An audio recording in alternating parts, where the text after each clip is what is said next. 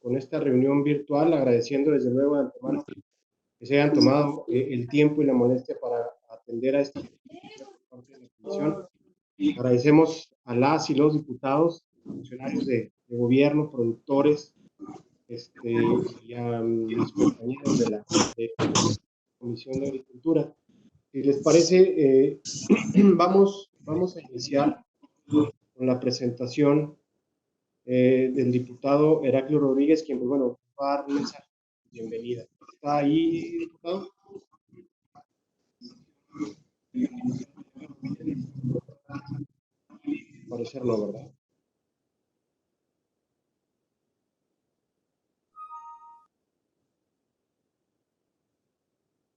Bueno, al parecer ya no está conectado. Si les parece, le pongo a su consideración que iniciemos con la presentación del maestro Víctor del Ángel, de la de enlace sectorial de la Secretaría de Agricultura y Desarrollo. A ver si me escucha. ¿Me escuchan? Sí, ya estamos ya. Sí, te oyes muy bien. No tienes video, pero adelante, se escucha muy bien. Ahora quiero echar a jalar. Ahí estamos, ¿no? ¿Ahora sí me escuchan? Sí, te escuchamos y te vemos. Un abrazo y gracias por la invitación. No, al contrario, gracias a todos los compañeros que están en este momento conectados. Tuvimos una falla porque alguien se metió a la reunión.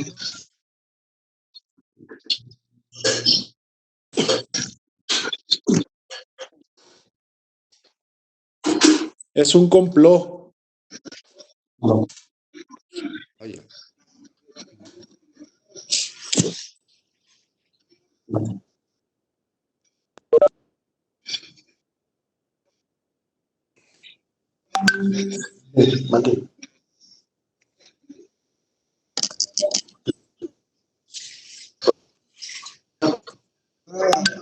Convocado con la intención de tomar la opinión de todos los que deseen opinar acerca de la modificación a la Ley Federal de Presupuesto y Responsabilidad Hacendaria que ha propuesto la Presidencia de la República y que, bueno, en los próximos días estará sometiéndose a votación y a discusión en el Pleno de la Cámara, y que a mí en lo personal me gustaría mucho, me sería de mucha ayuda tener la opinión de una cantidad importante de productores y personas de la sociedad civil que deseen participar y actuar dentro de la discusión y en la aprobación de esta ley de acuerdo a los criterios y los mandatos y las observaciones que se hagan a partir de este pequeño foro. Agradecerles a todos su participación. Tenemos algunos ponentes que ahí el compañero José Luis va a dirigir la reunión. Estos ponentes serán los primeros que abran la discusión y posteriormente abriremos los micrófonos para que todo el mundo podamos participar. Quisiera pedirles que fuéramos muy estrictos en los tiempos para que los demás compañeros también puedan participar, para que podamos llevar un foro, además, no inédito, pero con muchas complicaciones, y que pudiéramos sacar lo mejor de estos momentos de discusión, de diálogo, de plática, para poder normarnos nosotros un criterio y conforme a eso participar en la discusión y en la aprobación de esta modificación a la Ley Federal de Presupuesto y Responsabilidad Hacendaria. Nuevamente, gracias a todos y bienvenidos a esta reunión. Le dejo a José Luis. Gracias, Jacob. Para dar continuidad al orden del día, vamos a invitar al maestro Víctor del Ángel, coordinador de enlace sectorial de la Secretaría de Agricultura, que nos haga una exposición. La vamos a compartir en este momento. Creo que la vamos a poder ver absolutamente todos. ¿Está por ahí, maestro?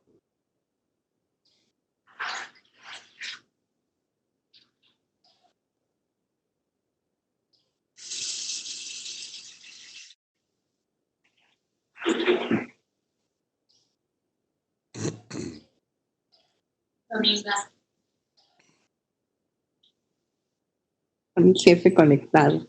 No se escucha.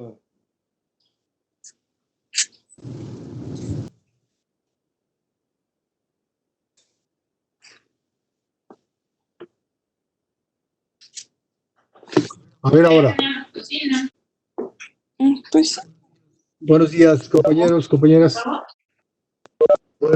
Buenos días a todos y a todos los presentes, diputados federales, productores, organizaciones, funcionarios federales, todos quienes han tenido la amabilidad de reunirse por este medio virtual esta mañana para analizar el tema que nos ha propuesto el diputado Heraclio Rodríguez y algunos otros aspectos que son de relevancia e interés en los momentos que estamos viviendo.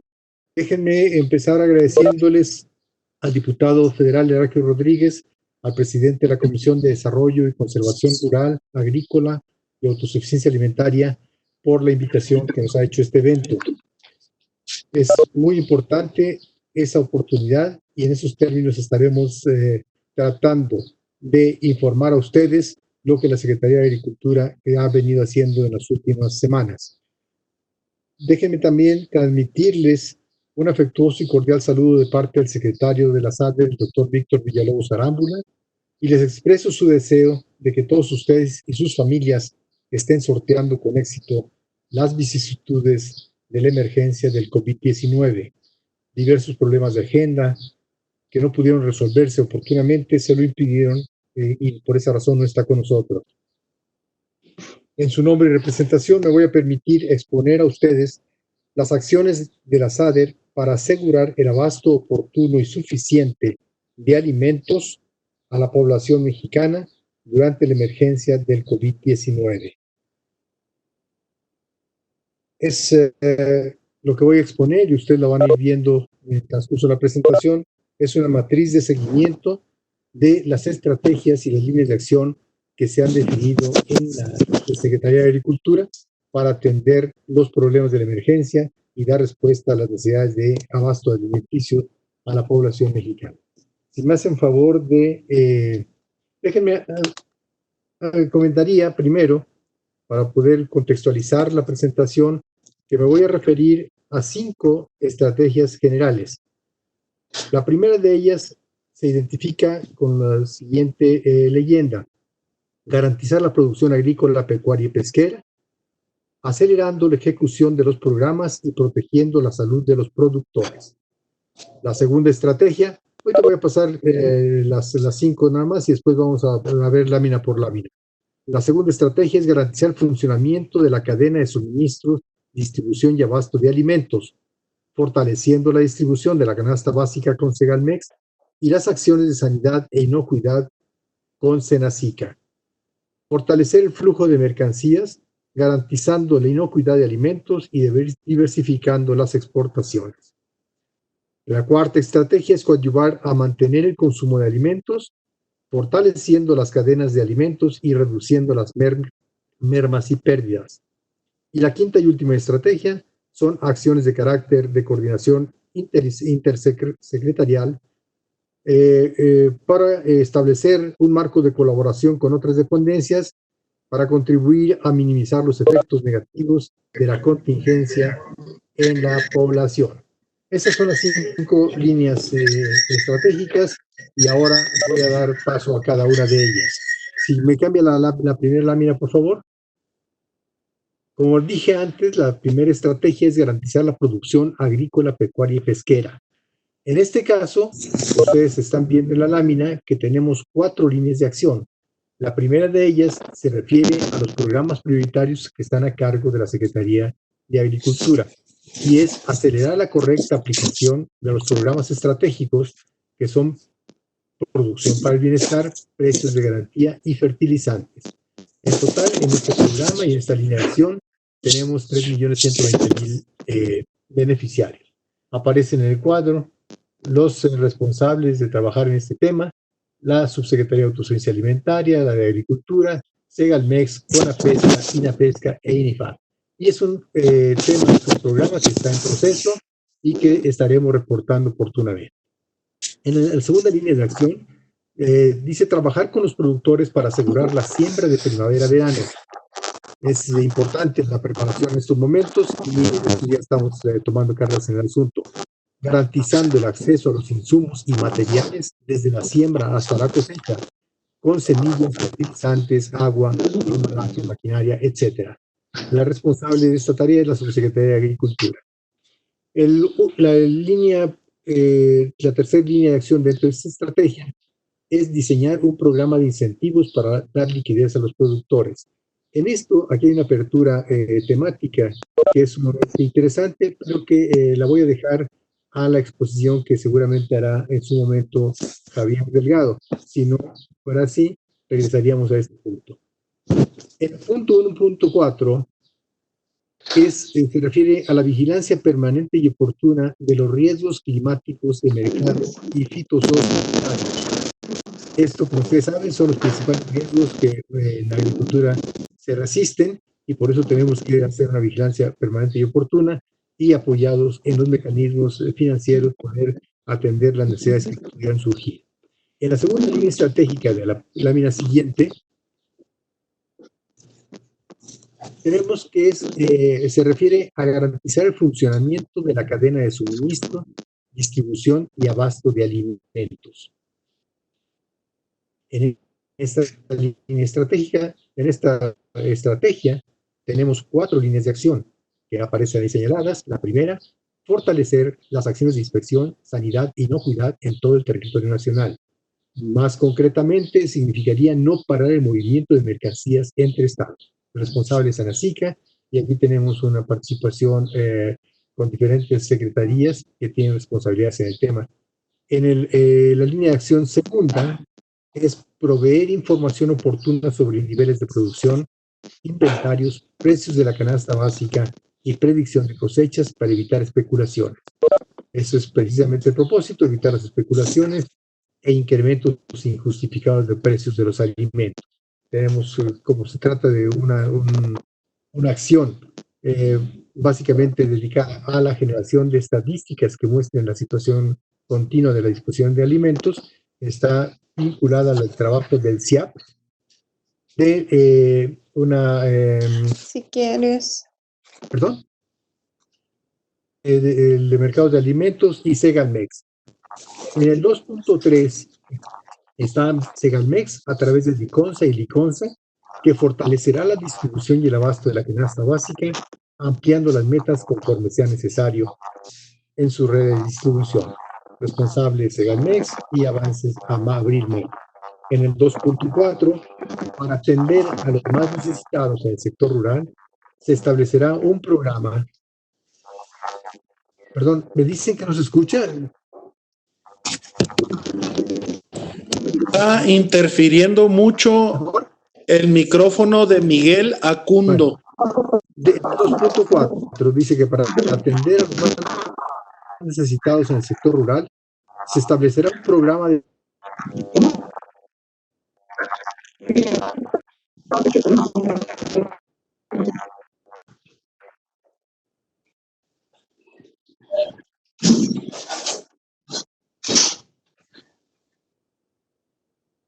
Listo, maestro. Bueno, ¿me escuchan? Adelante, maestro, sí lo escuchamos. Maestro del Ángel, si puede prescindir de los audífonos es mejor, porque mete mucho ruido en el audio. Ya está. Ándele, gracias. Bueno, estábamos en la estrategia número 3. Por favor, la página. Sí.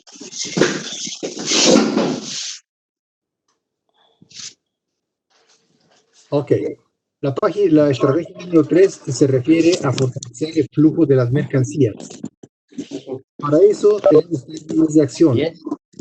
En la primera es mantener con nuestros socios internacionales. ¿Pueden apagar los micrófonos? Entonces, A ver, un llamado a todos los compañeros que están conectados que por favor apaguen sus micrófonos porque están en la cocina y se oye hasta los niños hablar. Sí. muy bien. Continuamos entonces con la estrategia número 3. En la línea de acción número 1 es mantener con nuestros socios internacionales el abasto y exportación de alimentos. Este es como un mecanismo regulador con los cuales estamos trabajando para poder establecer excedentes y faltantes para abastecernos. No mucho, pero sí andan. Estamos escuchando, por favor, apaguen los micrófonos, si son tan amables. Gracias. Esperemos que podamos continuar. Entonces, esa es una acción que la Secretaría está llevando a cabo a través de la Coordinación de Asuntos Internacionales, la Subsecretaría de Agricultura, y se establecen acuerdos con ministros de Agricultura, tanto de Centroamérica como de Sudamérica, para poder garantizar flujo de mercancía.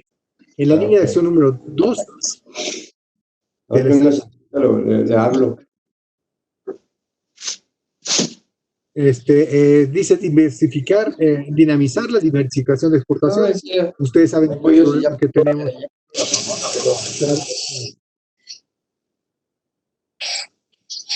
No, se le quita.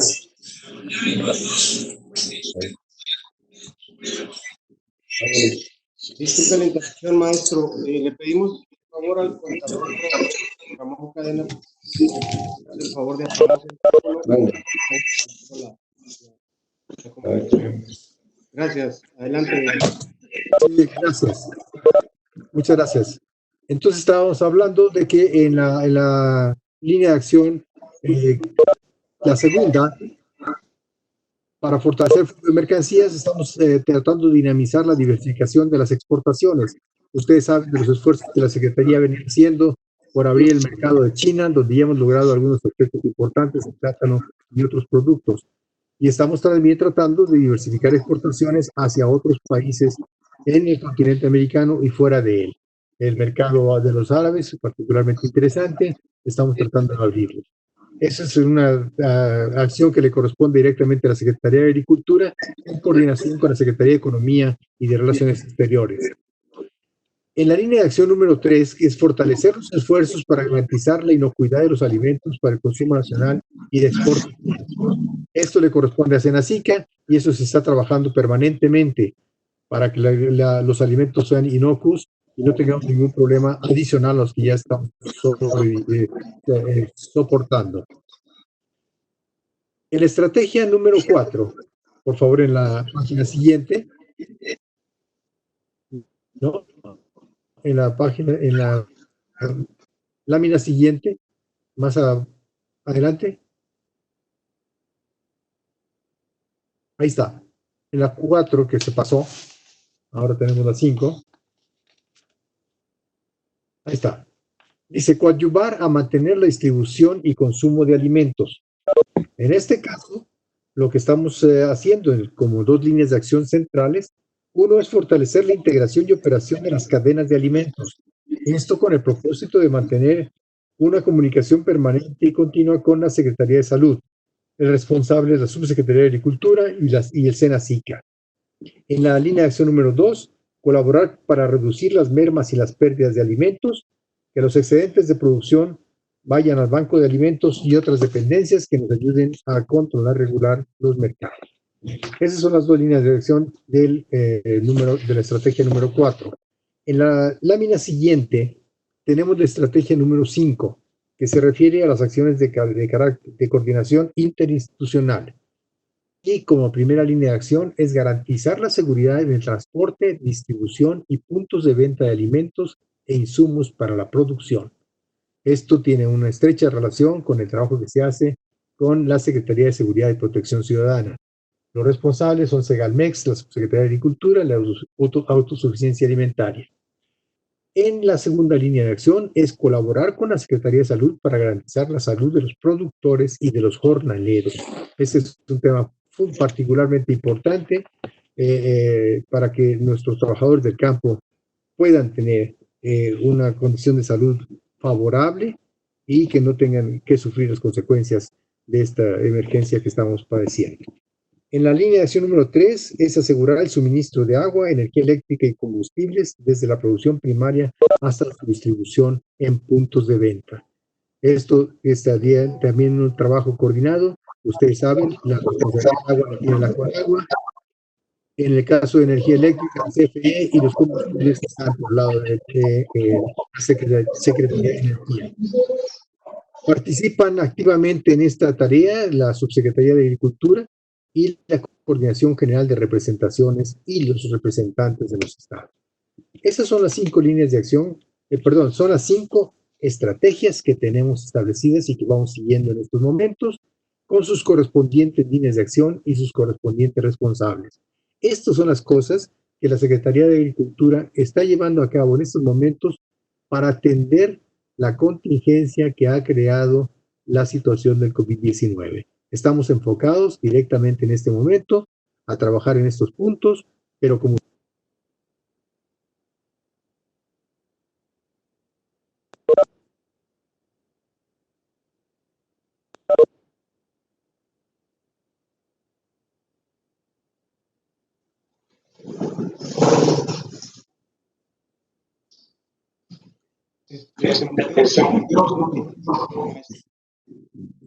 Víctor, pusiste tu micrófono en silencio, hay que abrirlo porque se perdió.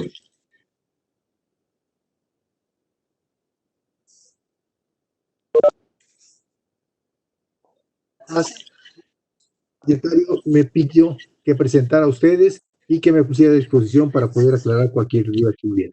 A sus órdenes, compañeros. Muchas gracias. Muchas gracias, maestro Víctor del Ángel, coordinador de enlace sectorial de la Secretaría de Agricultura y Desarrollo Rural. No sé si alguno de ustedes quisiera hacer alguna observación al respecto.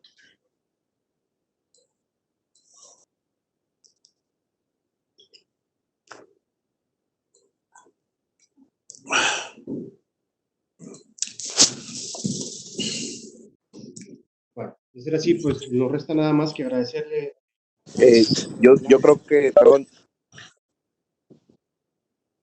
Recordar, de favor, quienes vayan a querer participar, hacerlo por medio de un mensaje al chat para poderles apartar su participación. Mi compañera Luz María les puede asignar el micrófono. ¿De acuerdo, Luz María?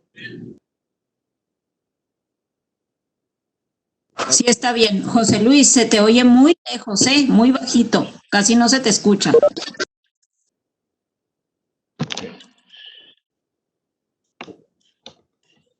No se pudo. Adelante, Rafael.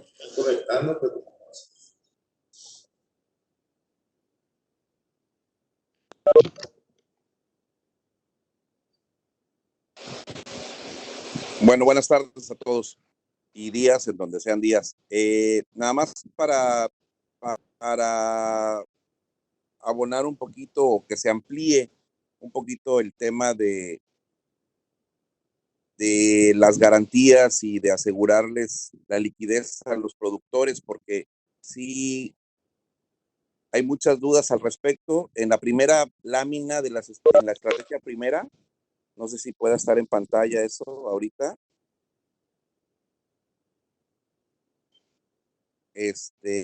Por ahí hay, en la estrategia 1,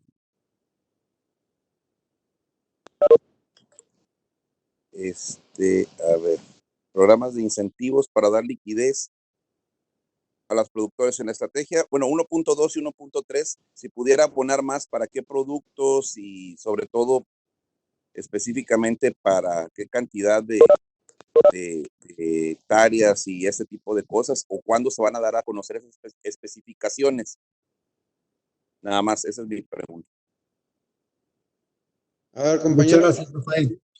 ¿Sí? Compañeros, vamos centrándonos al tema que tenemos que ver ahorita. O sea, el tema es lo de la propuesta de la presidencia para la modificación a la Ley Federal de Presupuesto y Responsabilidad Hacendaria.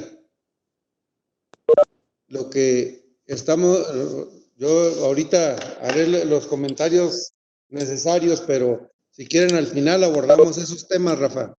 Ahorita vamos viendo lo de la... Es correcto, estoy de acuerdo. También tengo comentarios de eso. Gracias. Bueno, entonces para dar continuidad al orden del día, vamos a tener a continuación la participación de la diputada Patricia Terrazas Vaca, quien es la presidenta de la Comisión de Hacienda. Dándoles una pequeña semblanza, les comento que Patricia Terrazas es contadora pública egresada de la Universidad Autónoma de Chihuahua. Tiene además una maestría en Derecho Fiscal por el Instituto Tecnológico de Estudios Superiores de Monterrey y es doctora en Derecho Fiscal. Es miembro activo del Partido Acción Nacional desde 1992. Asimismo, fue presidenta municipal suplente en el municipio de Cuauhtémoc, en Chihuahua, de 2003 a 2016, siendo el presidente propietario Eliodoro Juárez.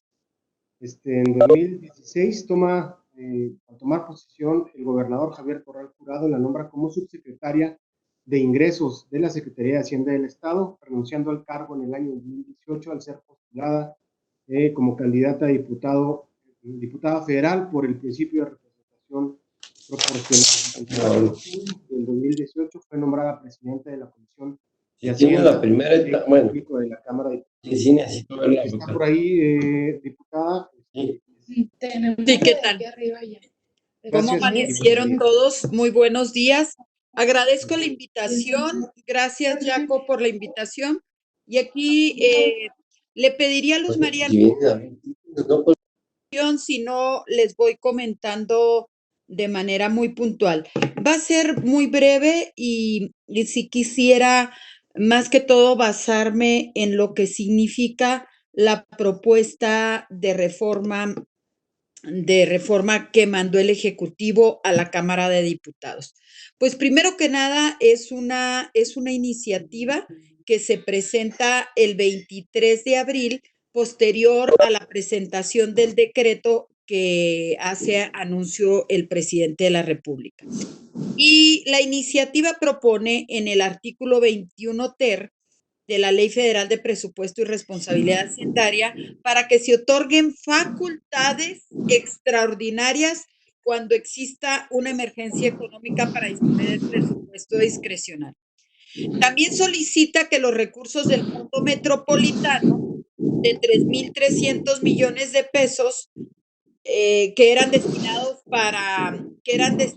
para infraestructura y que los ejercían los municipios, que se utilicen para otorgar créditos.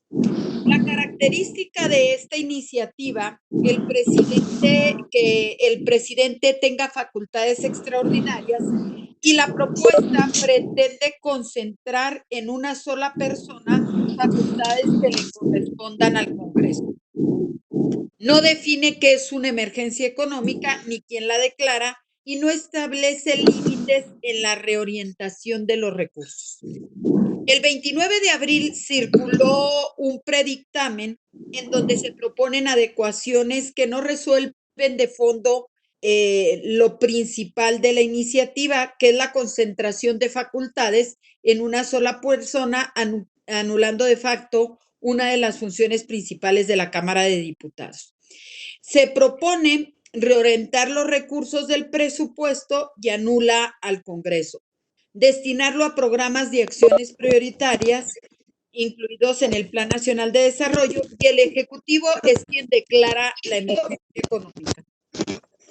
Luego también aquí es importante ver los impactos al campo. Contrario a lo que el Ejecutivo Federal difunde, el campo no es una prioridad para el gobierno. ¿Y en qué me baso para eso?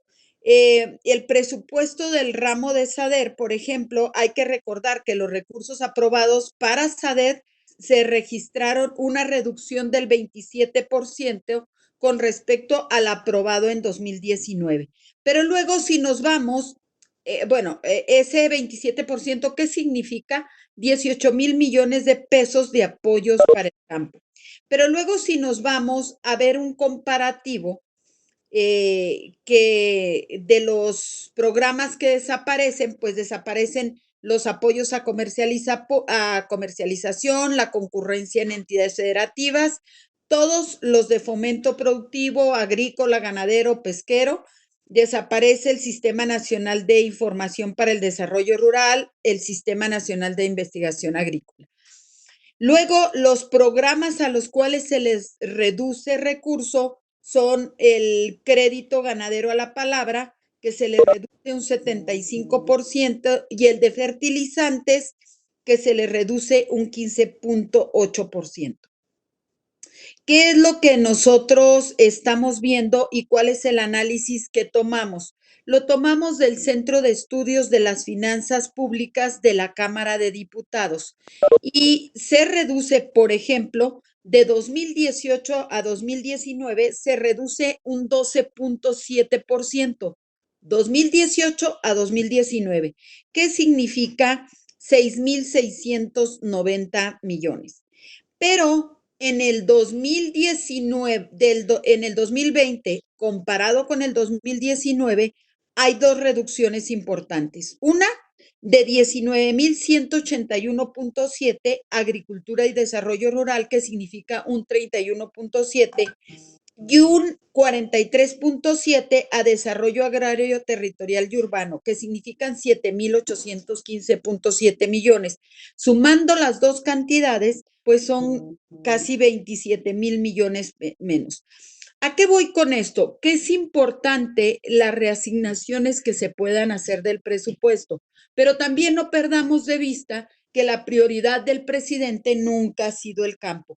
Y lo vemos en el decreto que se presenta el mismo 23, donde no aparece ninguna reasignación dentro de las 38 prioridades del presidente que vayan para estimular al campo mexicano. La única que pudiera verse, que pudiera impactar en eso, es Sembrando Vida, pero también todos los que estamos en estamos participando en este momento, creo que todos, y más que yo, porque todos son hombres de campo, saben perfectamente que el programa de Sembrando Vida no viene a solucionar los problemas reales del campo.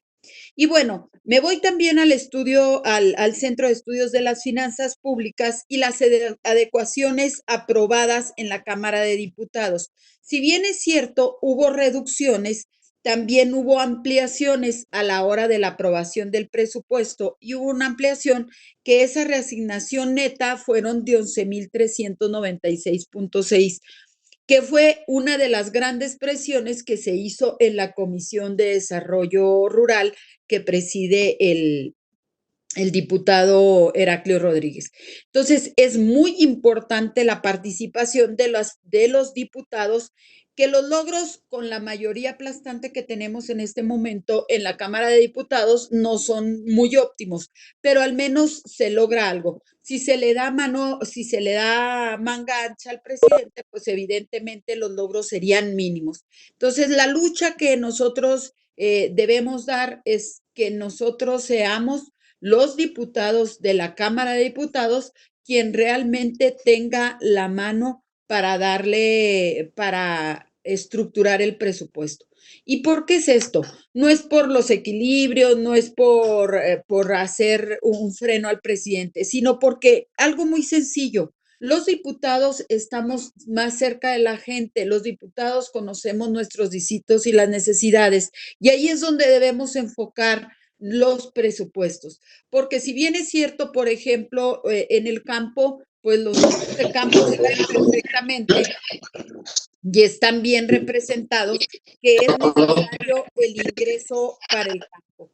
Y yo les quisiera dejar allí una presentación que le envié a Luz María, donde se ve perfectamente las disminuciones y las grandes aberraciones que hay en las disminuciones hacia el sector primario. Y el sector primario es uno de los únicos que nos van a sacar de esta recesión económica, porque a pesar de las dificultades y de los problemas que nosotros tengamos por la pandemia, también vamos a tener una gran necesidad, que es la comida, y esa nunca va a dejar de generarla el campo. Entonces, yo me pongo a sus órdenes porque me dieron únicamente 3 minutos, pero tengo los datos y estoy para servir. Aquí sigo al pendiente de sus preguntas y, y para poder responderlas con muchísimo gusto. Nuevamente agradezco su atención y agradezco la invitación del diputado Heraclio Rodríguez para participar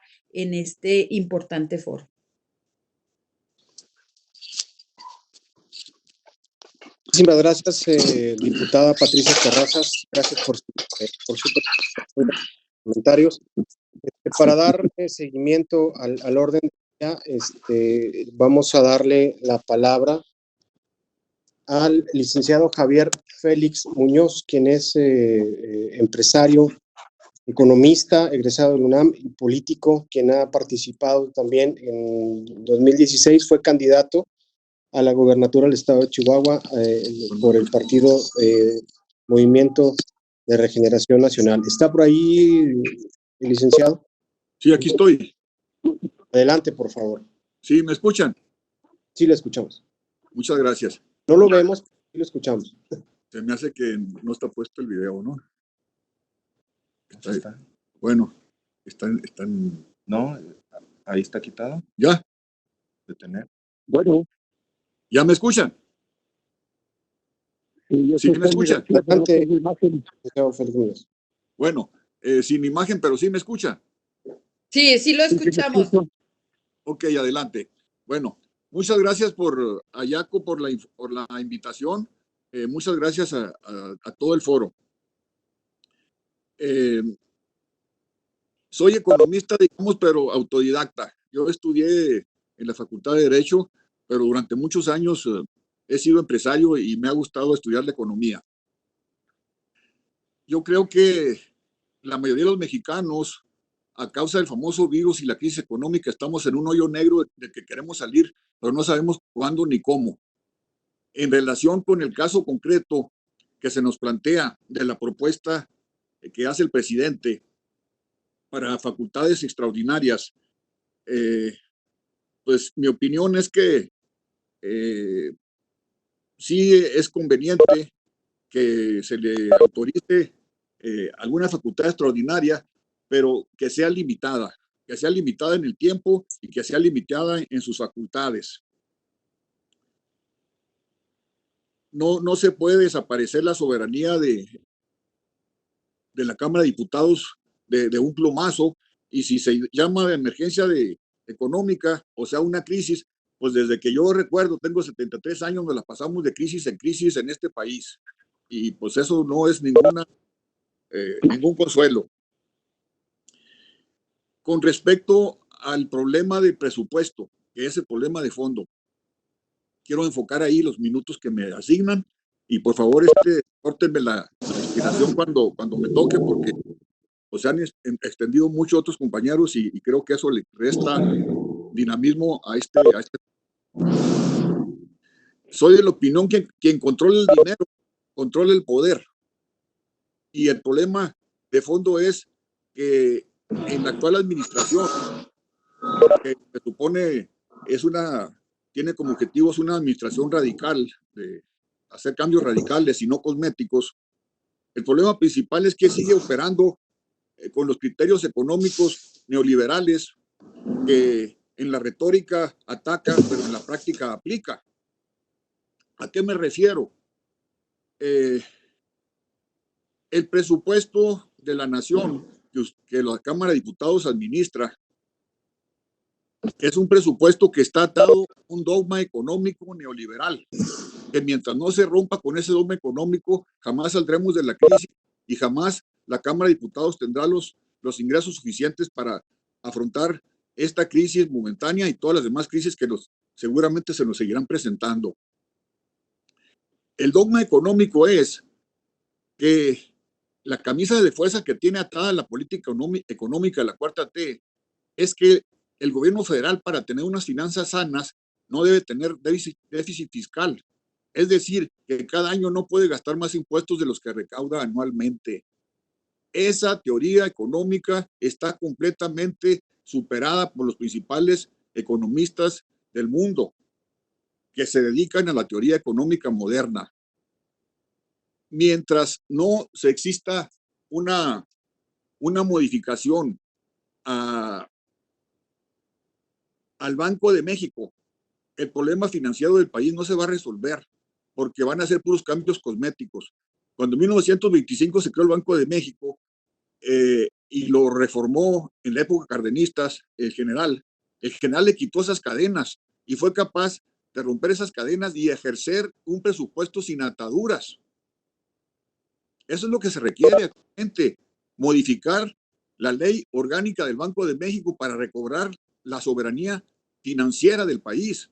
Se habla mucho que perdimos la soberanía alimentaria, se habla mucho que perdimos la soberanía energética y otra soberanía más, pero en el fondo lo que perdimos también, y de eso no se menciona, y eso no está en el debate nacional, es que perdimos la soberanía monetaria.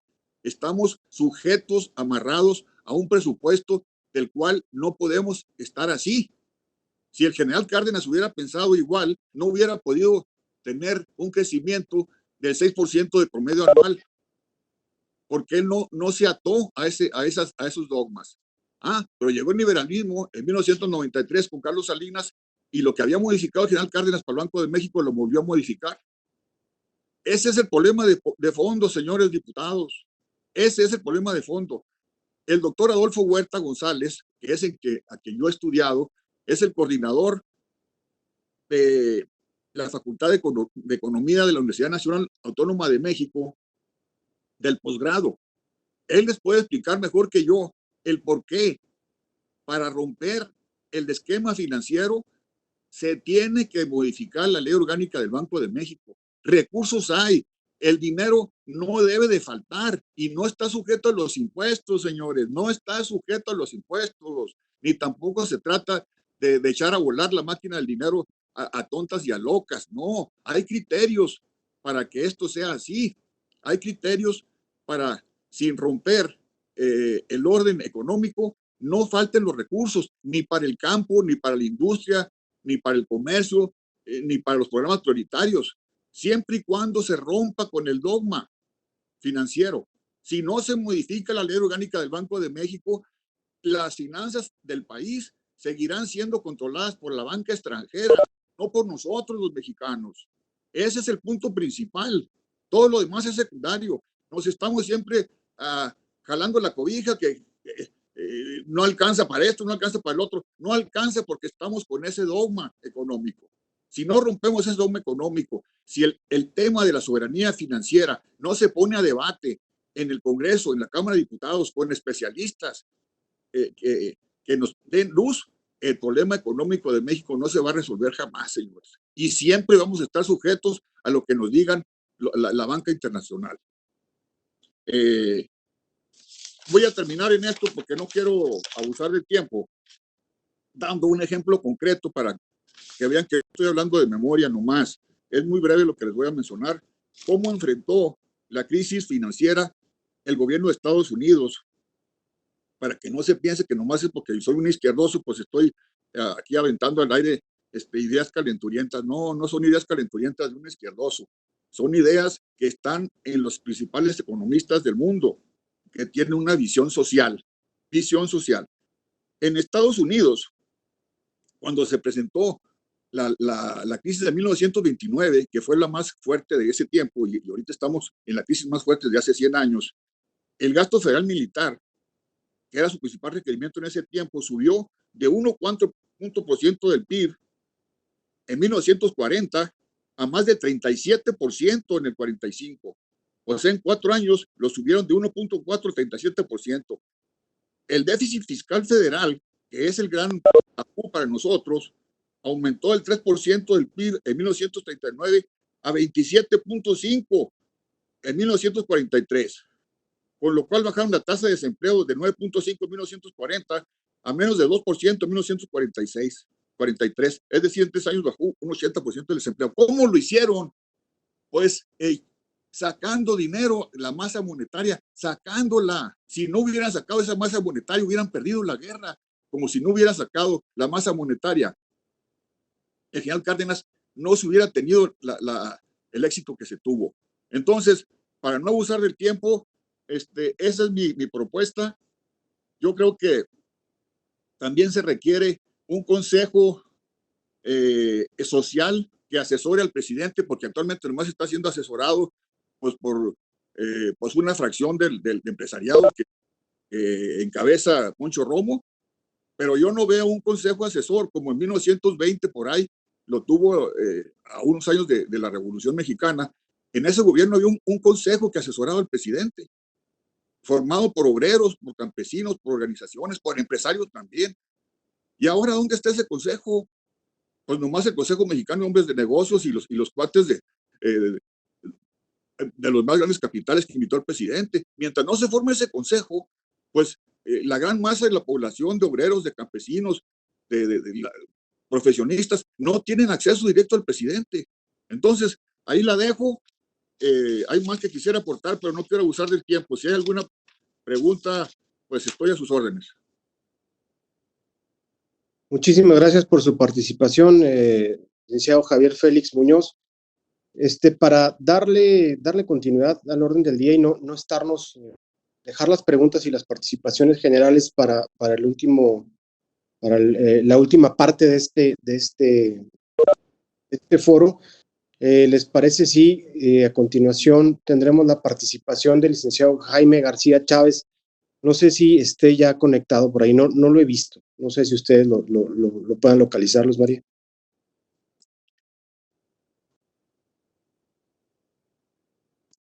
No lo tengo localizado yo tampoco, pero si quieres le damos seguimiento al orden del día y Okay. si se conecta, le damos su participación. Bueno, entonces, para darle continuidad a esto, vamos a tener la participación del licenciado Octavio Jurado Juárez, quien es gerente general de la Asociación Mexicana de Secretarios de Desarrollo Agropecuario. Si estás por ahí... Aquí estoy. Adelante. Pues muy buenas tardes a todos. Un saludo a todos los legisladores, a los amigos todos, a la sociedad civil, funcionarios, y desde luego al diputado Horacio Rodríguez, agradeciendo la invitación. Un saludo de los secretarios de Desarrollo Agropecuario del país y de nuestro presidente Carlos Muñiz Rodríguez, secretario de Hidalgo. Y bueno, nosotros partimos de un horizonte distinto en el análisis de esta iniciativa y la propuesta que tiene por los antecedentes que tienen que ver en la atención a emergencias del sector. O sea, más allá de ver si es un tema de atribuciones o no del Ejecutivo, nos parece que la parte que nos tenemos que revisar es si tenemos las herramientas y los instrumentos necesarios de política y de recursos para atender una emergencia. A mí me ha tocado en mi vida profesional ver y atender incluso cuestiones de mucha gravedad, desde el temblor del 85, todavía teníamos a CONASUPO, en ese tiempo teníamos como política una reserva estratégica de granos, yo operaba esa parte de la reserva estratégica e inmediatamente hicimos acopio para poder tener garantía de existencias suficientes que nos permitieran asegurar el abasto. Teníamos una política de control de precios y sobre todo evitar la escalada y la especulación de los precios que en ese tiempo también se usaba mucho. Después de ahí no teníamos ley de presupuesto. Después de eso ya pasamos por sequías recurrentes, allá en los 90s, una muy aguda, sobre todo en el norte del país, del 94 al 96, y luego quizás de las más severas que tuvimos sería la del 2009 y el 2012, pero desde luego la crisis económica global que fue la del 2008. En ese momento lo que hizo el gobierno de México fue abrir más sus fronteras, establecer mecanismos de compra a todo el mundo, inclusive tuvimos diferencias por eso, pero ahí ya teníamos ley, de tal manera que la parte central que se orientó en la discusión de la ley de presupuesto, pues desde luego no era el tema de atención a la emergencia, sino el tema de darle certidumbre a las finanzas públicas y particularmente, en el caso particular del presupuesto, los reclamos sentidos del sector era establecer instrumentos de planeación presupuestal que nos permitieran generar un horizonte de corto, mediano y largo plazo en torno a las finanzas públicas. Y uno de los temas sensibles que trajo la ley de presupuesto fue el hecho de poder establecer que en el mes de abril la Secretaría de Hacienda presentara precriterios de política económica para el ejercicio fiscal siguiente. de tal manera que esto daba la pauta o da la pauta de iniciar una discusión temprana del alcance y la orientación del gasto en torno al contexto y el horizonte que eventualmente se viene dando para el sector. Me parece que este es un apunte que debe de estar ahí, porque más allá que desde luego este tema de iniciativa es un tema que hoy es el tema de discusión, nos parece que es importante poner en la mesa el inicio ya de la discusión entre los términos que prevé la ley. Si ya tenemos los precriterios, pues me parece que hay que ajustar los precriterios y por el otro lado también, en el marco de las atribuciones de los legisladores, en razón del contexto que ha cambiado en la perspectiva de ingresos y de egresos del sector, pues quizás tendríamos que estar ya trabajando en un presupuesto modificado para el mismo 2020. Entonces, no es solo una cuestión de atribuciones del presidente, que hasta donde hemos visto ahorita, en todos los casos de emergencia que ha vivido el sector, no ha sido un tema de atribuciones la limitación o no de atenderlas, ¿no? Quizás en el tema de la sequía del 9 al 12, pues hubo un decreto legislativo incluso que salió de la Cámara de Diputados que reasignaba 15,000 millones de pesos para atender la sequía y que luego se convirtió en un decreto presidencial con un horizonte de gasto de 40,000 millones, en ese caso que le costó a México la pérdida del 30% alimentario ganadero, una caída muy sensible, sobre todo en el horizonte de empleo para el sector pecuario, como los más sentidos. ¿Dónde estamos hoy? Hoy estamos viviendo un choque extremo, tanto por el lado de la oferta como por el lado de la demanda. Por el lado de la oferta, el hecho de la contracción de actividades que ha señalado el propio Ejecutivo a propósito de lo que son esenciales de las no esenciales, y además esta contracción también de actividades que van limitando el consumo, pues nos tiene un escenario crítico que eventualmente nos tiene en precios verdaderamente críticos para el sector. Hoy todavía tuvo un repunte más hacia la baja el maíz, los precios del petróleo pues siguen arrastrando los precios de los commodities a la baja, pero la parte que nos empieza ya a preocupar ahora en la emergencia es que no estamos viendo el desplazamiento de las cosechas en condiciones normales. Entonces, cuando estamos ante una emergencia, pasa de suyo por fortalecer los mecanismos de intervención del Estado mexicano para poder primero establecer mecanismos de inyección de liquidez al sector, tanto por el lado de la oferta como por el lado de la demanda. La parte central es que si esta inyección de liquidez está atrás de lo que hoy el Ejecutivo pide que se le dé como atribución, bueno, pues parecería que tendríamos un tema de revisión. Pero si no es suficiente estas atribuciones para poder generar y asegurar la inyección de liquidez al sector, me parece que la estrategia que presenta el secretario Villalobos es un tema de revisión y me parece que es en un contexto muy amplio. El hecho de que pida diseñar un programa de incentivos para la siembra del maíz PB, bueno, pues hoy la Secretaría no tiene ningún instrumento para incentivarlo. Realmente el único instrumento al que podemos apelar es el financiamiento. Y los 2,500 millones que aprobó la Cámara para fortalecer el esquema de financiamiento y aseguramiento catastrófico ya le fueron retirados a la Financiera Nacional. Entonces, desde nuestra óptica y para ver el sector, no estamos ante una crisis que eventualmente requiera de instrumentos distintos para poder atenderla. Me parece que el Ejecutivo tiene los instrumentos necesarios para darle respuesta a la crisis, pero sí me parece un fundamental que el legislador se ponga a hacer la tarea, hagamos un trabajo juntos que nos permita establecer un mecanismo de reorientación del gasto en su caso y que permita fortalecer la estrategia que está planteando el secretario. El secretario tiene la mejor voluntad, pero no tiene recursos, ¿no? Y nosotros incluso señalamos desde la propia asociación que a propósito de este presupuesto que se aprobó, hoy el Ejecutivo está faltando incluso un mandato constitucional fundamental que está previsto en el artículo 27, que es promover el desarrollo rural integral. Y ahí, en la ley secundaria y la ley reglamentaria, que es la ley de desarrollo rural, prevé, por ejemplo, y obliga al Estado a establecer un fondo para la administración de contingencias climatológicas. Hoy estamos enfrente y ya estamos empezando a trabajar otra vez con la sequía y no tenemos un solo peso para poder transitar en torno a la emergencia climática. Esto lo destaco como un foco rojo, como un tema en el que ya hay que sentarnos a verlo. Nosotros estamos tratando de hacer la tarea en lo personal desde los estados, con el objeto de no dejar el tema así, pero desde luego es un tema de enorme sensibilidad.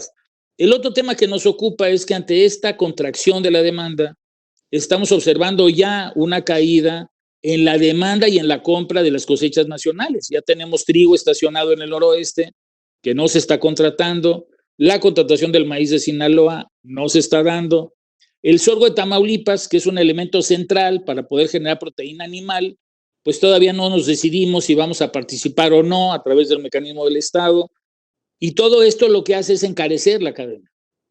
Además de que genera los problemas propios de la actividad, pues lo que estamos propiciando al no intervenir es generar un escenario que eventualmente complique la actividad y termine por encarecer la cadena de suministro, que nos parece de lo más sensible que teníamos que revisar. En las dos últimas contingencias severas que hemos vivido, en la Comisión de Agricultura se han establecido o una subcomisión especial o inclusive una comisión especial para atender la emergencia.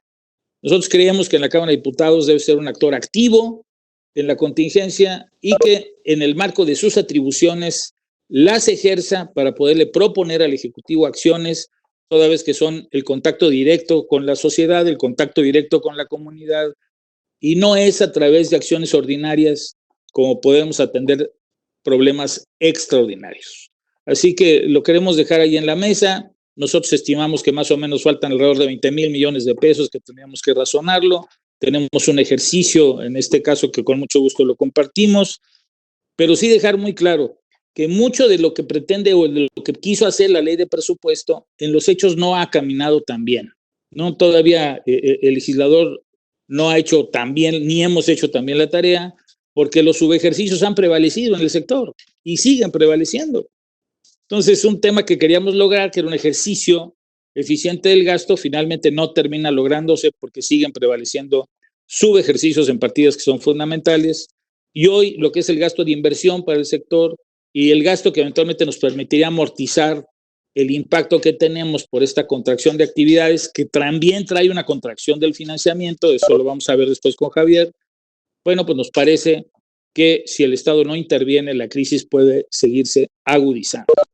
Así que ahí el legislador me parece que tiene un trabajo enorme que hacer y sobre esa base, pues ya revisarse si estamos en condiciones y si la iniciativa del Ejecutivo atiende verdaderamente un tema de emergencia específica que es al sector, y desde esta parte reconocer que nosotros vemos que están los instrumentos, ahí están los elementos, pero falta echarlos a volar.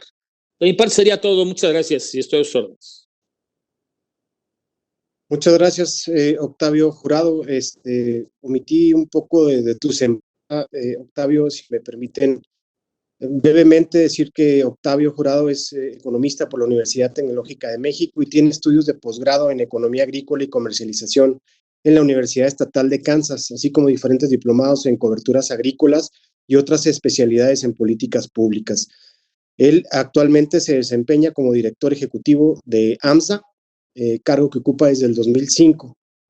Actualmente, pues bueno, él está bajo su encargo, es coordinador de Enlace para México en el marco del Acuerdo Agrícola Trinacional que tomó vigencia con la firma del TLCAN. Es consejero de diferentes organismos y yo creo que lo más importante es que es nacido en Hidalgo del Parral, Chihuahua. Paisano además. Para darle del mundo, explícales. Para dar continuidad al orden del día, vamos a tener a continuación la participación del maestro Gildardo López Tijerina, quien es el encargado del Centro de Estudios para el Desarrollo Rural Sustentable y la Soberanía Alimentaria, esto en la Cámara de Diputados. ¿Está por ahí, maestro Gildardo López?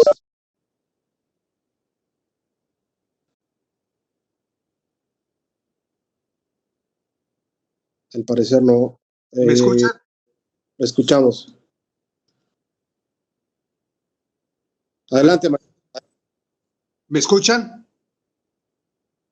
Lo escuchamos y lo vemos bien. Adelante. Correcto, muy bien. Bueno, me voy a concretar yo precisamente a lo que, antes que nada, muy amables por haberme invitado a esta sesión para intercambiar puntos de vista acerca de la iniciativa de reforma que presentó el Ejecutivo Federal en cuanto al artículo 21 de la Ley Federal de Presupuesto y Responsabilidad Hacendaria. Todo comenzó a raíz precisamente del fenómeno de la pandemia del COVID-19 que ha invadido el mundo entero y se ha acentuado en nuestro país. Sin embargo, esta emergencia de tipo sanitaria se combinó con una recesión económica que se ha venido presentando durante los últimos trimestres, es decir, a partir de mediados del año pasado, de 2019, hasta la fecha. Precisamente este último trimestre, la reducción de la actividad económica, o sea, el Producto Interno Bruto, fue de menos 1.6. Curiosamente, y para fortuna del sector primario, es el único sector que crece.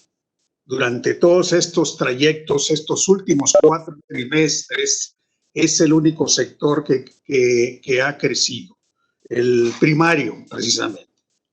Eso lo subrayo para que tengamos en cuenta que el sector primario es aquel que ha compensado una más grave afectación de la actividad económica.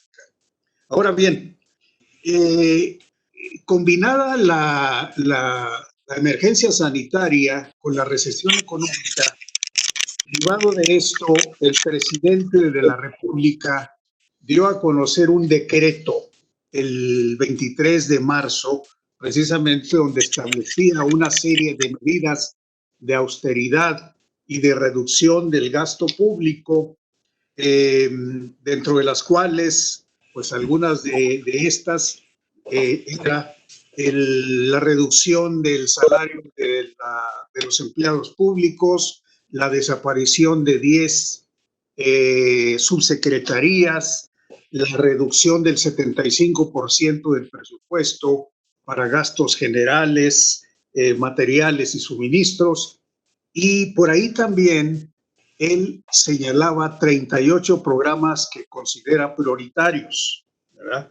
Que considera prioritarios, pero dentro de los cuales quedaban fuera una serie de programas muy importantes, sobre todo para el sector primario. Entre otros mencionaría yo el aseguramiento agropecuario, el programa de fomento a la agricultura, el programa de abasto social de Liconza y Liconza, el programa de abasto de agua potable y alcantarillado, el programa de apoyo a la infraestructura hídrica y una serie de programas que quedaron fuera y que se consideran prioritarios.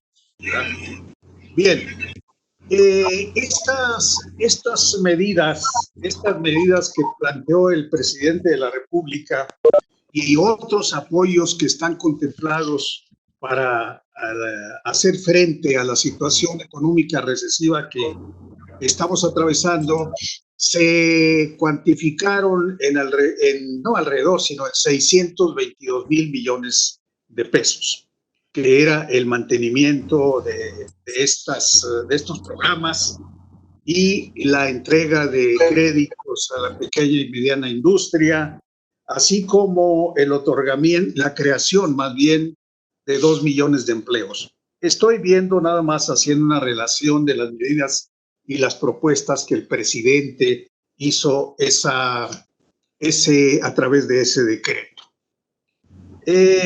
Ahora bien, para hacer frente y para la obtención de estos recursos es que envía precisamente la iniciativa de reforma a la Ley de Presupuesto y Responsabilidad Hacendaria en su artículo 21, que es el que se refiere precisamente a las adiciones, adecuaciones que debe tener el presupuesto de egresos cuando así se presente. La iniciativa enviada la semana pasada por el Ejecutivo Federal lo que pretende es dotar a la Secretaría de Hacienda de facultades amplias para modificar el presupuesto de egresos de la Federación, sin la participación, sin la intervención de la Cámara de Diputados, ¿verdad? ¿En qué consiste la propuesta? Consiste en añadir a la ley el concepto de emergencia económica para justificar esa orientación o reorientación de los recursos del presupuesto para proyectos prioritarios del gobierno. Aunque la propuesta dice muy claro que en caso que durante el ejercicio fiscal se presenten emergencias económicas en el país, la Secretaría podrá reorientar recursos asignados en el presupuesto de egresos para destinarlos a mantener la ejecución de los proyectos y acciones prioritarios de la Administración Pública Federal y fomentar la actividad económica del país, atender emergencias de salud y programas en beneficio de la sociedad. Es muy general, son muy generales estos propósitos porque todo presupuesto, cuando se aprueba, pues es en beneficio de la sociedad, ¿verdad? Y además, la Cámara de Diputados todos los años aprueba una lista de programas prioritarios que son aquellos que precisamente la gran mayoría son sujetos a reglas de operación y aparecen en un listado en el anexo del presupuesto. Ahora bien, ¿qué ha pasado a partir de que se presentó esta iniciativa? Hace un par de días se dio a conocer un predictamen, como decía la diputada Terrazas, de la iniciativa que envió el Ejecutivo con modificaciones a la propuesta del presidente. En primer término, se determina lo que es una emergencia económica. Se pretende que la emergencia económica, no se pretende, se dice que hay una emergencia económica cuando el Producto Interno Bruto, es decir, la actividad económica en el país, tiene un decrecimiento, una reducción del 1%, ¿verdad? Cada trimestre en relación al trimestre anterior. Ahora bien, medir una emergencia económica solo a partir de un incremento o decremento, más bien, un decremento sostenido de la actividad económica es muy parcial. Yo creo que para definir lo que es una emergencia económica, tomar en cuenta la caída, digamos, el peso, la gravedad de la caída. No olvidar que en 1994 la actividad económica decreció un 7% y en el 2009 fue casi de un 6% el decrecimiento de la actividad económica. Además, debemos tomar en cuenta para definir lo que es una emergencia económica, la durabilidad, es decir, cuánto tiempo dura, cuántos trimestres debe ser. Generalmente se ha aceptado que debe ser 4 trimestres seguidos. Es una definición que el gobernador del Banco de México, el subgobernador Head ha definido. Además de la actividad económica, ¿qué otras variables han de caer? Como en este caso el desempleo, ¿cuál es la tasa de desempleo? El déficit comercial, etcétera. Una serie de variables que van acompañados al decrecimiento de la actividad económica. Es decir, se debe tener mucho cuidado en lo que es en definir lo que es una emergencia económica. Ahora bien, en el caso de emergencia, el Ejecutivo podría realizar, dice el predictamen, una reorientación presupuestal de hasta el 10% del gasto total neto aprobado en el presupuesto de egresos para el ejercicio correspondiente. Voy a recordar la forma en que está formado o estructurado el presupuesto que aprueba la Cámara de Diputados. El 83% del presupuesto que aprueba la Cámara de Diputados es gasto irreductible, es decir, está comprometido, ¿sí? ¿Para qué? Para pensiones, para gasto de personal, para el costo financiero de la deuda, etcétera. Y solamente es negociable alrededor del 13%. Si dejamos a la Cámara que modifique hasta el 10%, pues le quita a la Cámara ese margen de negociación que tiene. El 83, como digo, ya está comprometido en transferencias, en participaciones, en aportaciones presupuestales, ramo 28, ramo 33, costo financiero de la deuda, pensiones, etcétera. Entonces el margen de maniobra pues casi es el que estaría en condiciones de readecuar la Secretaría de Hacienda. ¿Qué dice la ley actualmente? Es decir, respecto a estas propuestas que ha planteado ya el predictamen de la ley de la Comisión de Presupuesto. El artículo 58 establece que cuando las adecuaciones presupuestarias representan una variación mayor al 5% del presupuesto total, la Secretaría de Hacienda deberá reportarlo en los informes trimestrales y la Comisión de Presupuesto podrá emitir opinión. El artículo 21, que es el que se propone reformar, el artículo 21 señala que si hay una disminución, si los ingresos presupuestarios, es decir, impuestos, productos, derechos y aprovechamientos, hay una disminución, como digo, de un 3% de los ingresos previstos en la ley de ingresos,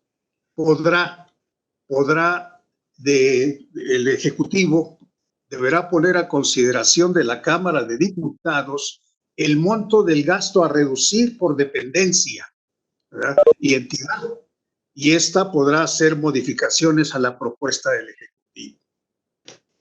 Si la Cámara no emite ninguna opinión, pues se dará como aprobada.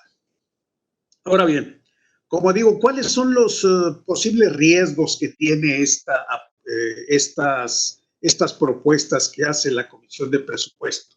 Si le da la facultad de que el Ejecutivo pueda hacer cambios libremente hasta por el 10% del presupuesto total aprobado, que equivale en estos momentos como a 611,000 millones de pesos, pues ya no le queda a la Cámara de Diputados posibilidad de disponer de ese gasto que no es irreductible, es decir, el cual puede asignar a acciones prioritarias o a programas que lo requieran realmente. La emergencia económica, como digo, debe ser definida en la ley de presupuesto y responsabilidad hacendaria. No hay tal definición de emergencia económica y, como digo, debe tenerse en cuenta no solamente que no crezca el producto menos del 1%, sino debe verse qué pasa con el desempleo, qué pasa con la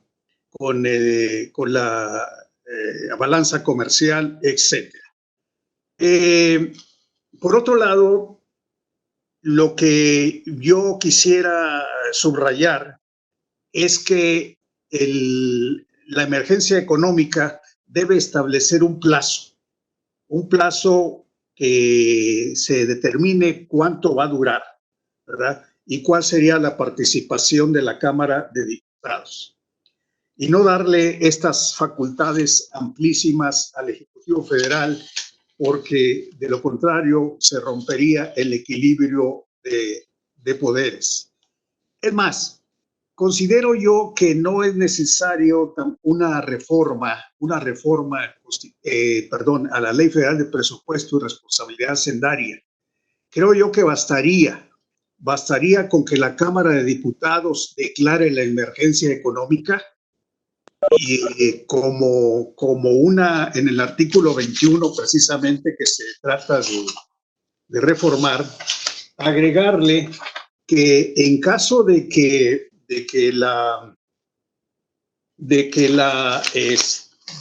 reducción de ingresos presupuestarios sea más allá de 3% de los previstos en la ley de ingresos, podrá compensarse pero también en casos de emergencia económica se pueda hacer las adecuaciones por parte del Ejecutivo Federal y enviarlo a conocimiento de la Cámara de Diputados para que la apruebe, ¿verdad? Pero no dejar fuera esa facultad de la soberanía del Poder Legislativo para hacer esos cambios. Con esto termino mi intervención y estaré a sus órdenes para cualquier comentario que se presente. Muchas gracias. Muchas gracias por su participación, maestro López Tijerina. Para dar continuidad con el orden del día, le vamos a dar la palabra a compañeros productores, a compañeros presidentes de organismos y de organizaciones, para lo cual te pido, compañera, que me ayudes para quien levante la mano, abrirle el micrófono. Empezamos con la participación de José Ángel Contreras. Hola, muy buenas tardes a todos. Es un placer estar aquí con ustedes. Muchísimas gracias por la invitación a los diputados. Yo quiero de igual manera centrarme específicamente en la iniciativa de ley del Ejecutivo para aplicar la ley federal de presupuesto y responsabilidad hacendaria en su artículo 21. Nosotros lo que hemos visto como productores acá en Veracruz, desde la Unión Agrícola Estatal de Productores de Maíz, que su servidor preside, es como de manera ya de facto y muy puntual, pese a que los legisladores han autorizado, y me refiero al ejercicio fiscal 2019, un presupuesto de egresos donde vienen etiquetados recursos para distintos programas. En los hechos, el Ejecutivo Federal ha determinado simple y sencillamente ni siquiera administrarlos al azar, y nos hemos visto como, pues esto que yo ni siquiera me atrevería a llamar como un subejercicio, ha sido redireccionar el recurso a los programas que el presidente considera prioritario, lo que desde mi punto de vista considero violatorio de la ley de las facultades del Congreso, porque ¿de qué sirve que los productores estemos alzando la voz, opinando respecto de un presupuesto que se construye de manera conjunta en la Cámara para que el Ejecutivo termine mandando esos recursos a donde él considere pertinente? Yo se lo digo con todas sus letras, lo que veo detrás de esta iniciativa del Ejecutivo es pues concentrar el poder aún más, porque en los hechos ya cuenta con mucho poder y el ejemplo que les acabo de dar yo creo que es muy claro. Y los legisladores, y a ellos me quiero dirigir, solicitarles como productores que somos, como productores de maíz en mi caso y de todos los que yo represento, que bajo un escenario se apruebe esta iniciativa del presidente. Está simple y sencillamente, reitero, invadiendo el ámbito de competencia de un poder, aunque parezca muy sencillo, muy tonto, muy redundante. El presidente, el licenciado Andrés Manuel López Obrador, fue elegido por los mexicanos como el titular de un poder, como el titular del poder ejecutivo. Y reitero, aunque escuchen que es redundante, su función es ejecutar el presupuesto, aplicar ese presupuesto, y no veo que tenga este grado de injerencia y la rienda suelta para de manera discrecional intervenir en otro poder y utilizar ese presupuesto.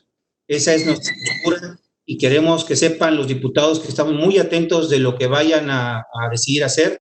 Por supuesto, esperamos que tengan una actuación acorde a la responsabilidad de su investidura y que no se nos vayan a echar para atrás, porque con ningún escenario vamos a ver con buenos ojos ni a permitir que esto se consuma.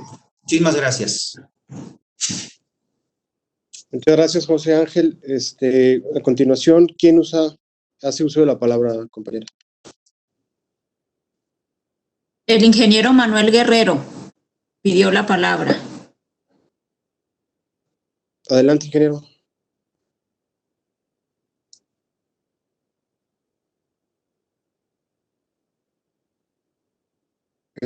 Buenas tardes a todos, compañeros. Buenas tardes, diputados, legisladores, funcionarios, compañeros, líderes, productores. Desde el punto de vista jurídico, me gustaría la participación del licenciado Rafa Villa. Hemos estado analizando mucho la iniciativa y que, bueno, tiene unos comentarios desde el punto de vista jurídico antes de mi participación.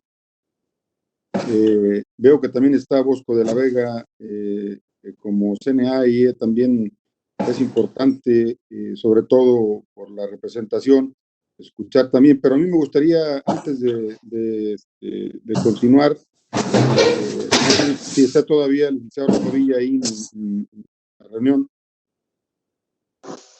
Aquí estoy. Adelante, licenciado, hoy por el Comité Nacional de Sistema de Productos Oleaginosas, Manuel Guerrero.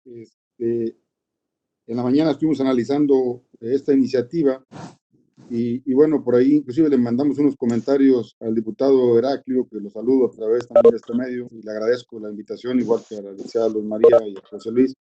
Adelante, Rafa. Bueno, buenas tardes a todos. Quiero, en primer lugar, pues agradecer que nos den este espacio de retroalimentación, sobre todo porque es tan importante reconocer que la voz de la sociedad civil debe escucharse a través de los legisladores federales. Esta comisión nos reúne, bueno, la iniciativa que reforma la ley de responsabilidad hacendaria, presentada hace escasos 8 días, 7 días, y que pretende, como bien dice nuestro amigo José Ángel Contreras, pues darle una legalidad a lo que ya viene existiendo en esta administración pública federal. Analizábamos en la mañana el ingeniero Manuel Guerrero y yo que para esto que está sucediendo, o para esto que estaba sucediendo, y ahorita les voy a decir por qué, existe una figura jurídica dentro de la Constitución, que es en el artículo 71, fracción tercera, que es la iniciativa preferente, que es una facultad exclusiva del presidente de la República y que no ha hecho uso de esa facultad y que hoy pretende de manera disfrazada, por decirlo más coloquialmente, pues que el Poder Legislativo le apruebe una iniciativa antes de 30 días como si fuera referente. Eso es en un primer punto, ¿no? Y para esto, pues la forma es fondo, entonces debe esperar esta iniciativa a ser analizada en el siguiente periodo legislativo ordinario.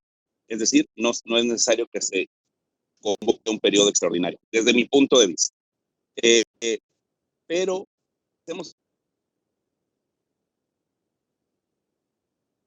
el día de hoy, hace un momento, el diputado Mario Delgado dijo que ya había hablado con el doctor Hugo López-Gatell, y lo pueden checar los que están en el grupo de WhatsApp de Cadenas Productivas Nacionales. Ya les envié la noticia, donde dice que no habrá periodo extraordinario. Es decir,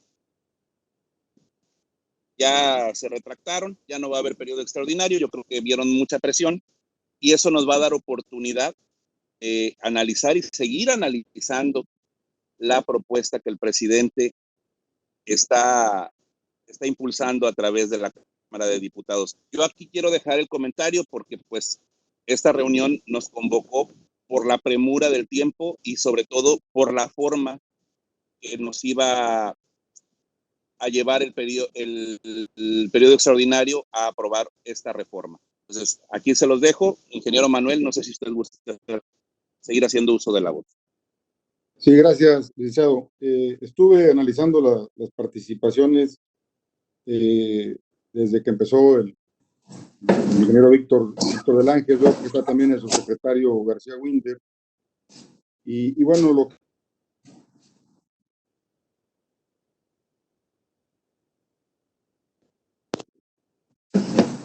Tu voz como que se desconectó. A ver, no sé si ya me escuchen. Ahí está bien.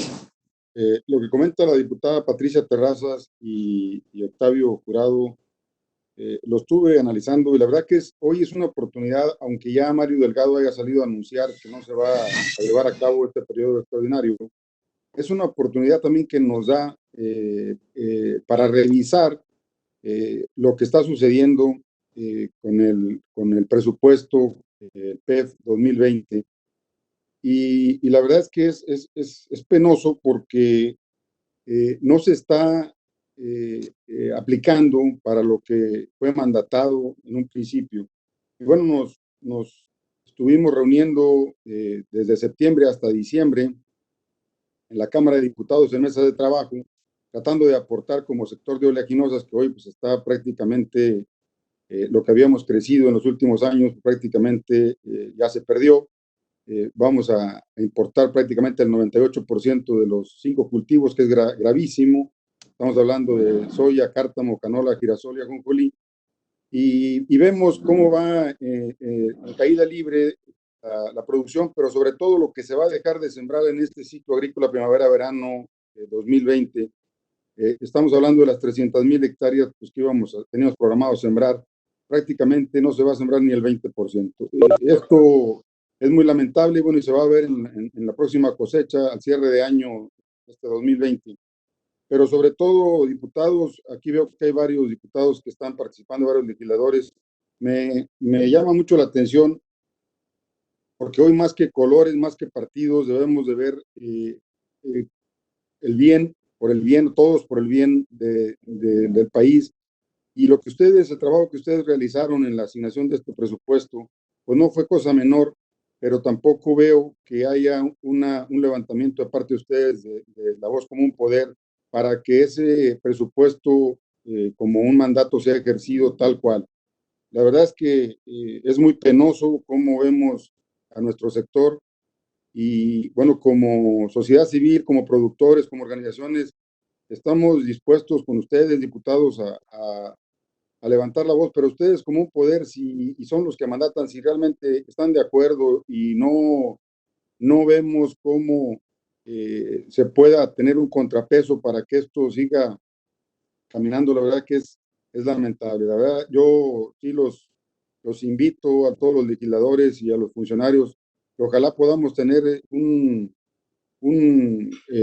consenso de todo esto que se está viendo el día de hoy y que no sea la última reunión, diputados, con las organizaciones. Yo les agradezco que, bueno, pues a partir de esta contingencia nos hayan permitido a través de este medio participar y que, bueno, todavía lo que va a durar, que es prácticamente 30 días, sigamos teniendo estas participaciones, sobre todo para tratar de abonar y sobre todo que podamos ser escuchados. Gracias. Muchas gracias por su participación, mi querido Manuel. También, Rafa, felicidades por tus comentarios. Al parecer está conectado el licenciado Jaime García Chávez, ¿es correcto eso?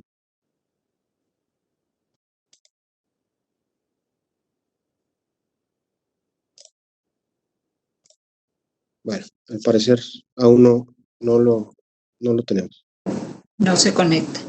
Adelante, Lomé. Sí está. ¿Sí está? Afirmativo. Licenciado Jaime García Chávez, ¿me gusta hacer su participación?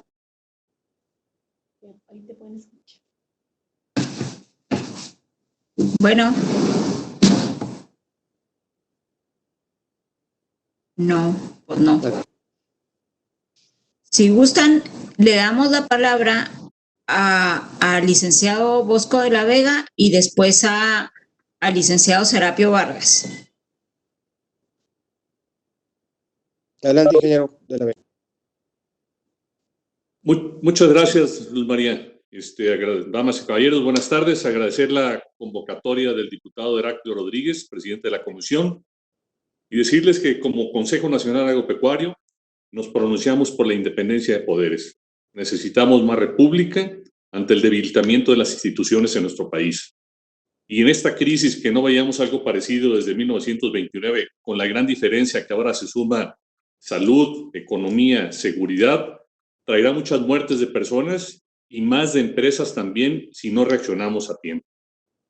También comentarles que, siendo el sector agroalimentario uno de los pilares de la cuarta transformación, no entendemos el debilitamiento presupuestal. Nuestro total respaldo a los programas sociales, pero recordemos que competimos contra el mundo, que realmente tenemos más de 13 tratados de libre comercio con 50 países y que aquellos países pues están protegiendo a sus agricultores. En el último conflicto China-Estados Unidos,